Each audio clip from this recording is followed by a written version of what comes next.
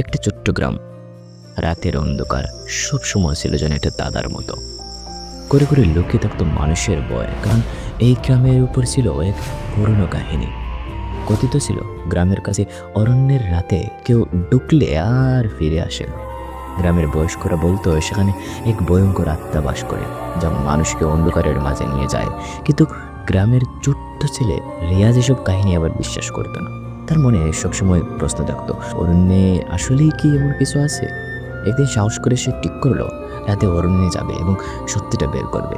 রিয়াজের মা প্রথমে তাকে বারণ করলেন, কিন্তু তার সাহস থেকে শেষ পর্যন্ত তিনি তাকে আশীর্বাদ করে তাকে পাঠিয়ে দিলেন। রিয়াজের হাতে ছিল শুধু একটা টর্চ লাইট। অন্ধকারে সে ধীরে ধীরে অরণ্যের গভীরে প্রবেশ করলো। চারপাশে ছিল গাছের ফিসফিস, পায়ের নিচে মচমচ শব্দ, আর দূর থেকে ভেসে আসা একটা অদ্ভুত হাওয়ার শব্দ।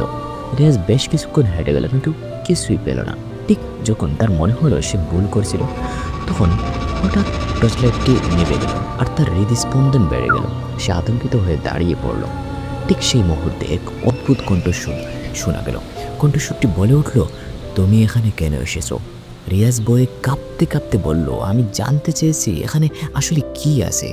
কণ্ঠস্বরটি এবার মৃদু আসলো এবং বলল, বইকে তো অন্ধকারে খুঁজে পাওয়া যায় না, বইয়ের আসল সত্যি আলোর মধ্যেই থাকে।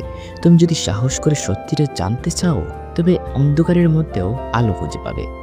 এই কথা শুনে রিয়াজের মনে এক অদ্ভুত শান্তি এলো। সে টর্চ লাইটটি আবার চালু করলো, চেষ্টা করলো, আর এবার তা জ্বলে উঠলো। আশ্চর্যজনকভাবে অন্ধকারের অরণ্যটি আর ভয়ঙ্কর মনে হলো না। রিয়াজ বুঝতে পারলো ভয় শুধু মানুষের মনে তৈরি হয়, আর সাহসে সেটাকে দূর করতে পারে। রিয়াজ গ্রামে ফিরে এসে সবাইকে জানালো যে অরণ্যের কোনো ভয়ঙ্কর আত্মা নেই। সেখানে ছিল সত্যের সন্ধান, যে সত্যি আমাদের নিজেকে জানার, ভয়কে পরাজিত করার। তার গল্প শুনে গ্রামবাসীরা সাহস পেল, আর তারা অন্ধকারের প্রতি ভয়কে কাটিয়ে উঠল এবং শিক্ষা নিল।